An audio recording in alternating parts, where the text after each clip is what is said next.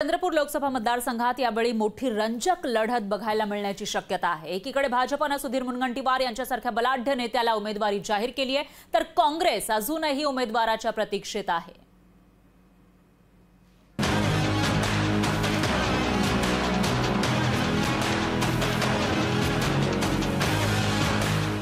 2019 ला राज्यात काँग्रेसची एकमेव जागा निवडून आली ती म्हणजे चंद्रपूरची।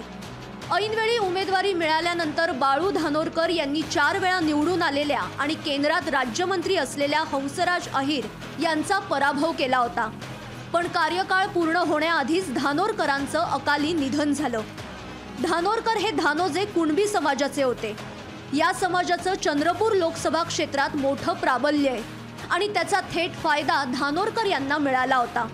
त्यामुळेच याही निवडणुकीत जातीय समीकरणाला पुन्हा एकदा प्रचंड महत्त्व आलंय। काँग्रेस पुन्हा ओबीसी किंवा कुणबी समाजाचा उमेदवार देण्याची चाचपणी करते। आपलीच उमेदवारी आणि विजयही आपलाच म्हणत आमदार प्रतिभा धानोरकर यांनी लोकसभा निवडणुकीकरता आपण इच्छुक असल्याचं सांगत दिल्ली गाठलीये। तर विजय वडेट्टीवार यांची कन्या शिवानी वडेट्टीवार यांनी चंद्रपूरमधून आपण लोकसभेकरता इच्छुक असल्याचं हायकमांडला सांगितलंय। त्यामुळे तिकीट नेमकं कोणाला मिळणार हा सस्पेन्स अजूनही कायम आहे। ओबीसी मधून हा लोकसभा मतदारसंघ चंद्रपूर आर्धी लोकसभा मतदारसंघ हा कुणबी बहुल मतदारसंघ आहे। कुणबी बहुल आणि ओबीसी अशा पद्धतीने जर जो चेहरा जर असेल तर नक्कीच येणाऱ्या काळामध्ये कुठल्याही राजकीय पक्षाची उमेदवारी असेल असाच चेहरा आणि असाच उमेदवार पर्यायाने निर्णायक मत घेऊन विजय होईल। जातीय समीकरणावर या मतदारसंघाच्या उमेदवाराचं भवितव्य अवलंबून असलं तरी निवडणूक केवळ जातीय समीकरणावरच होत नाही असं काँग्रेसचे आमदार सुभाष धोटे म्हणतायत। बहुजनाचा हा मतदारसंघ आहे आणि गडचिरोली आणि सिरोंचा वगळल्यामुळे ओबीसी समाज प्रकर्षाने फार मोठ्या प्रमाणात आहे। इथं निवडणूक काही असं जातीच्या समीकरण राहत नाही, पण जातीय समीकरण निवडणूक झाल्या असतात तर मग हंसराज अहिर किंवा नरेश कुगल्यासारखे माणसं निवडून नसते आले।